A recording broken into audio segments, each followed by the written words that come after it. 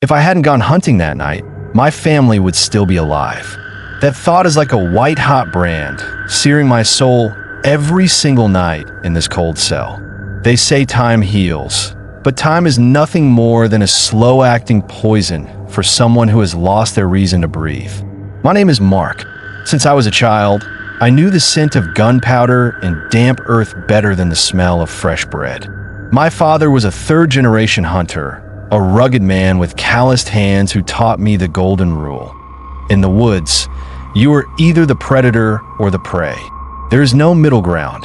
I remember being 8 years old when I first held his old rifle. It was heavy, smelling of oil and cold steel. When I pulled the trigger and took down my first target, my father simply placed a hand on my shoulder. In that moment, I knew I had a gift.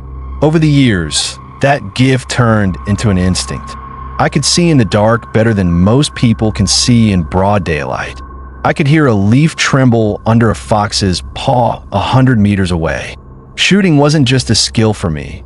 It was part of my breathing. I never missed.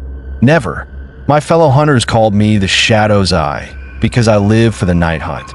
There is something primal about standing in the forest at 3 in the morning, when the world stands still and only you and your trophy exist in that thick, heavy darkness. But outside of the forest, I was a different man. At home, my quiet paradise awaited me. My wife, Lena, was the only light in my life. She was always terrified of my midnight excursions, but she knew that the woods were my element. And my son, little Artyom, he was only 6. He often begged me to show him the rifle, but I always told him, "Wait, son, the forest doesn't like a rush. You must learn to respect the silence first." On that fateful Friday, I began packing as the sun dipped below the horizon. It was a special night, a full moon, the time when the largest beasts roamed the trails. I checked my gear with meticulous care, cleaning the barrel, checking the rounds, the knife in its leather sheath. Every gesture was mechanical, perfected by years of repetition. Inside me, a strange premonition was growing, an itch under my skin, an anticipation of a great kill. If only I had known that I was the one who would become the prey that night. The night again, Lena stood in the bedroom doorway, wrapped in a warm robe. A shadow of anxiety was frozen in her eyes, which I dismissed as simple wifely concern. You know how it is, honey. The night is the best time. I'll be back by dawn with a trophy. I walked over to her and kissed her forehead gently. Her skin was cool, and for a split second, I wanted to stay, to just drop my bag and lie down beside her. But the hunter's bloodlust was stronger. I went into the nursery. Artyom was asleep, clutching a teddy bear. I sat on the edge of his bed and carefully stroked his head, smoothing a stray lock of hair. He mumbled something in his sleep, some childhood fantasy about superheroes or outer space. I smiled, not knowing that this was the last time I would ever touch his hair, the last time I would see him safe. I stepped into the hallway, threw on my heavy jacket, and grabbed my gun case. The whole house was saturated with comfort. The smell of lavender laundry soap, children's toys, and Lena's vanilla candles. That scent should have stopped me. It should have screamed at me, "Stay. Don't go into the darkness." But I only adjusted the strap on my shoulder. The cold night air hit my face as I stepped onto the porch. My SUV stood in the yard like a loyal beast, ready to pounce. I tossed my gear into the back seat, started the engine, and looked back at the windows of my home. A dim light flickered in the bedroom window. Lena was watching me go. I pressed the gas pedal, and the tires crunched over the gravel. I was driving away from my happiness, toward a nightmare that was already waiting for me in the depths of the forest. I was an experienced hunter. I thought I was the master of this night. But that night, the forest decided to show me who truly stands at the top of the food chain. As I drove down the empty highway, the headlights carved only gray strips of asphalt out of the blackness. Ahead lay the forest, a black wall hiding secrets that man was never meant to know. My car sped forward, closing the distance between my old life and the hell I was walking into of my own free will. The road to the forest twisted like a gray ribbon through the slumbering fields. My headlights carved nothing but dry grass and occasional road signs out of the blackness. Signs that, in the dead of night, looked more like tombstones. I turned up the volume on the radio, trying to drown out the strange, sticky feeling of unease settling in the pit of my stomach. Usually, I anticipated a hunt with a surge of adrenaline, but now, I felt cold inside. A few kilometers from the turnoff onto the old logging trail, I saw a silhouette on the shoulder. My hunter's instinct kicked in instantly. My foot hit the brake before I even realized it. Standing in the glare of my headlights was a woman. She was dressed in incredibly old, tattered rags that whipped about in the cold wind. Though inside the car, it had seemed like a perfectly still night. I rolled down the window. The cold air, smelling of rotting leaves and something metallic, rushed into the cabin. "Hey, Mother," I called out, trying to keep my voice steady. "It's late. You need a lift? Or some help?" The woman didn't move. Her face, etched with wrinkles like the bark of an ancient oak, was turned toward the forest, not toward me. But when she spoke, her voice was so distinct it felt as if she were sitting in the passenger seat right next to me. "Death smells like pine needles, Hunter," she rasped. "The forest is not expecting guests tonight. It is expecting a sacrifice." I chuckled, gripping the steering wheel tighter. In my life, I had heard plenty of tall tales from superstitious villagers, but I never took them seriously. My rifle in the back seat was a far more convincing argument than any prophecy. "Look, fortune teller, I don't believe in those fairy tales," I snapped. "I know every trail in these woods. There's nothing in there I can't handle." She slowly turned her head. Her eyes were milky, clouded over by cataracts, but I felt as if she were looking right through me, seeing my wife, my son, and the cozy bedroom I had left just 30 minutes ago. "You think you are going after prey, Mark?" She said my name, and a chill raced down my spine. "But you haven't considered those who hunt men like you.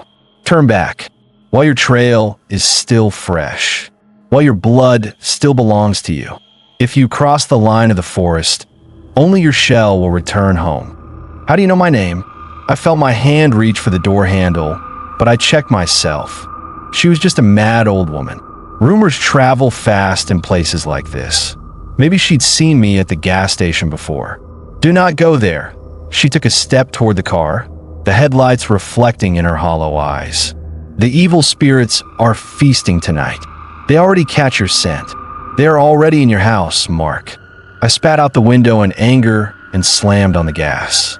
Gravel sprayed from under the tires, showering the old woman's figure. In a rearview mirror, I saw her standing there on the road, motionless as a stone statue. Her lips continued to move, silently uttering words I didn't want to hear. "Nonsense. Just a crazy old bat," I repeated to myself, clutching the wheel until my knuckles turned white. My heart was pounding in my throat, but the closer I got to the black wall of the forest, the more I wanted to turn around. Images of Lena and a sleeping Artyom flashed before my eyes, so warm and real. But the hunter's thrill, mixed with stubborn male pride, won out. I couldn't admit I was scared by the words of a beggar. I turned onto the forest track. The branches of the trees immediately closed over the car, blotting out the sky. The headlights now hit endless trunks that looked like the bars of a massive cage. I drove forward, not knowing that the fortune teller was right. Every rotation of the wheels brought me closer to the moment my old life would burn to ashes. I was Mark, the great hunter, but in that minute, I made the most terrible mistake of my life. I refused to believe in evil until it called me by my name. The forest didn't welcome me. It swallowed me. As soon as I parked the SUV at the edge of the clearing, the familiar sounds of the night, the rustle of wind, the distant hoot of an owl, vanished. It was as if I had stepped into a soundproof tomb. I shook off the old woman's words like a bad dream and set to work. I was a professional, and professionals followed a routine. I set up my small, olive-drab tent near a cluster of ancient pines. My movements were sharp and practiced. I gathered some dry branches and started a small fire, the orange flames flickering against the oppressive blackness of the surrounding trunks. I hung a small pot over the fire to heat up some soup. The crackling of the wood was the only thing keeping the crushing silence at bay. As I stirred the broth, I noticed that the smoke from the fire didn't rise. It seemed to huddle close to the ground, curling around my boots like ghostly fingers. By the time I finished my meal, the moon had reached its zenith, casting long, skeletal shadows across the camp. The air had grown unnervingly cold, a biting, unnatural frost that made my breath come out in thick plumes of white. I checked my watch. Midnight, the witching hour. I reached for my rifle. I felt the cold, familiar weight of the wood and steel, and for a moment, my confidence returned. I was the master here. I carefully loaded the rounds, the metallic click-clack of the bolt echoing too loudly in the stillness. I stood up and kicked dirt over the fire, dousing the flames until only a faint, glowing ember remained. The darkness that rushed in was absolute. I adjusted my night vision cap and clicked on my tactical vest's dim red light, just enough to see the path, but not enough to give away my position. Time to work, I whispered to myself, but my voice sounded hollow, stripped of its authority. I began to walk deeper into the heart of the woods, moving away from the safety of the clearing. Every step I took felt heavier, as if the air itself was becoming thicker, harder to push through. The trees here were different, twisted, their bark looking like charred skin, their branches reaching down like claws. I kept my finger near the trigger, scanning the undergrowth. I had hunted in these woods for years, but tonight I didn't recognize a single landmark. The trail seemed to shift behind me. I looked back once and realized I couldn't see the faint glow of my dying campfire anymore. I was alone, miles from the road, surrounded by a forest that felt less like a place and more like a living, breathing entity that was holding its breath, watching my every move. I stopped near a thick thicket of brambles, my ears straining. There was no wind, yet I heard a faint, rhythmic sound. Thump, thump, thump. It wasn't my heart. It was coming from beneath the earth, a deep vibration that made the soles of my boots tremble. I gripped my rifle tighter, the cold of the metal seeping through my gloves. I had come for a trophy, but as the shadows seemed to lean closer, I realized the old woman's warning wasn't a curse. It was a description of what was already happening. The forest wasn't empty. It was full of eyes, waiting for the hunter to realize he had walked straight into the trap.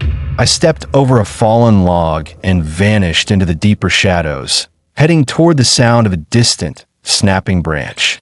The hunt had truly begun. I moved through the undergrowth like a ghost, or so I thought. But in this forest, the silence was an enemy, magnifying every snap of a twig into a gunshot. Suddenly, a sharp rustle erupted from the bushes to my left. My reflexes took over. I raised my rifle and fired. The roar of the gun shattered the night. From the shadows, a massive wild boar burst forth, squealing in terror as it bolted deeper into the woods. Driven by the adrenaline of the chase, I didn't stop to think. I sprinted after it, my heavy boots pounding against the mossy floor. I ran for what felt like 200 meters, pushing through thick branches that clawed at my face, until I broke into a small, unnatural clearing. I stopped dead. The boar was gone, but something else was there. In the distance, through the skeletal trees, I saw the flickering orange glow of a campfire. It was strange. No hiker or local hunter would be out this deep, especially not tonight. I pulled my binoculars from my vest and focused on the light. My blood turned to ice. Around the fire stood several figures. They were impossibly tall, at least 2 meters high, draped in heavy, pitch-black cloaks that seemed to swallow the firelight rather than reflect it. They didn't move like humans. They stood with a stiff, terrifying stillness. But as the echo of my previous shot finally died down, all of them turned their heads in my direction simultaneously. They had heard me. Without a sound, they moved. They didn't run. They glided across the forest floor with a speed that defied physics, their black cloaks billowing behind them like smoke. Fear, cold and primal, gripped my heart. I turned and ran. I could hear them behind me. Not footsteps, but the sound of branches snapping and a low, wet wheezing. They were gaining. I felt a presence right on my heels, a cold draft that smelled of copper and rot. I spun around, instinctively chambering another round, and fired blindly into the darkness behind me. For a split second, the muzzle flash illuminated the nightmare. The light revealed a creature just feet away.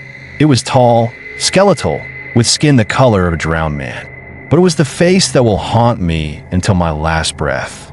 It had a massive, hideously elongated mouth that seemed to be carved or slashed across its face from ear to ear. Thick, ropey saliva dripped from its jagged teeth.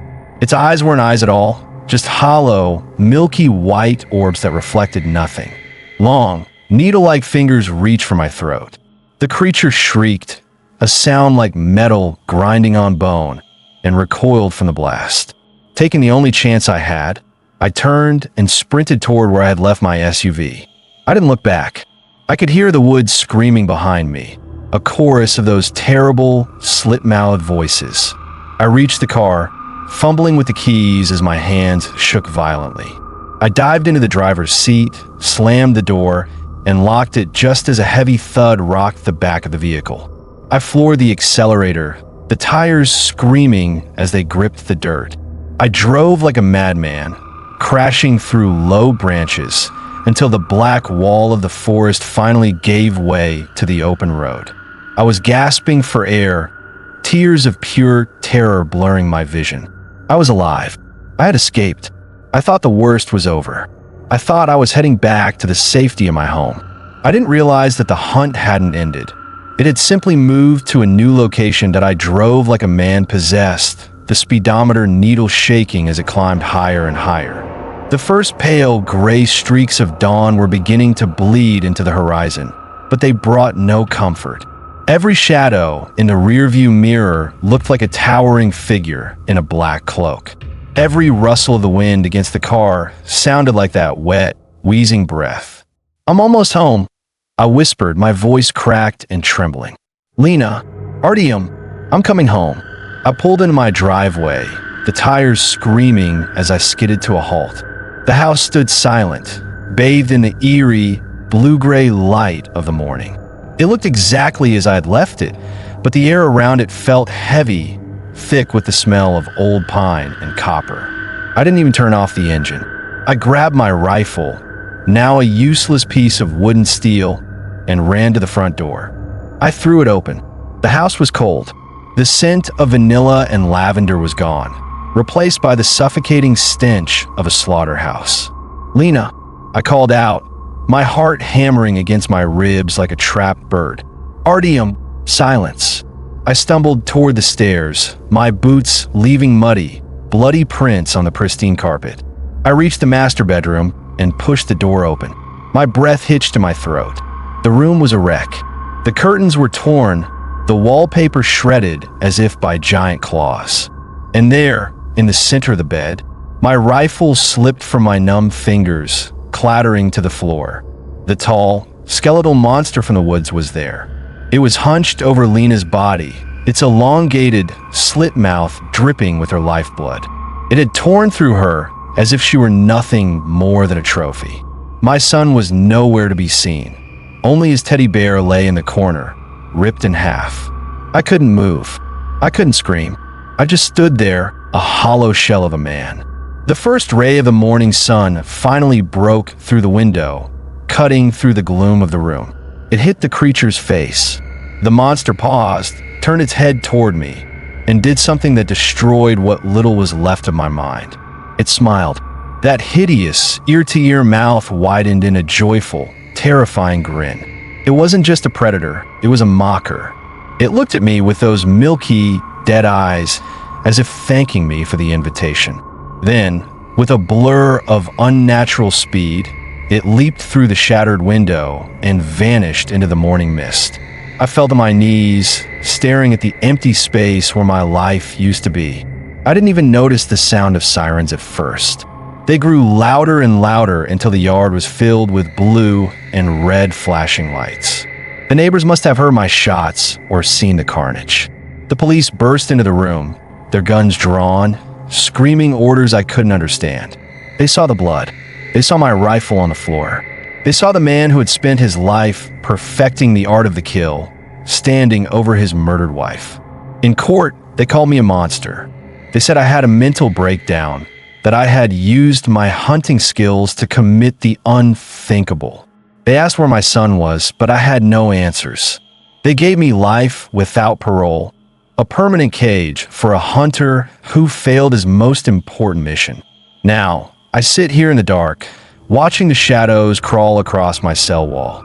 I hear the other inmates, the guards, the clinking of keys. But behind it all, I hear a familiar, wheezing breath. I hear a voice that sounds exactly like mine, whispering from the ventilation shaft. You can look now, Mark. I don't see any reason to live anymore. I was the master of the night. I was the shadow's eye, but I was blind to the truth. The forest doesn't just take your life. It takes your soul and leaves you to rot in the silence. The hunt is over, and I am the trophy.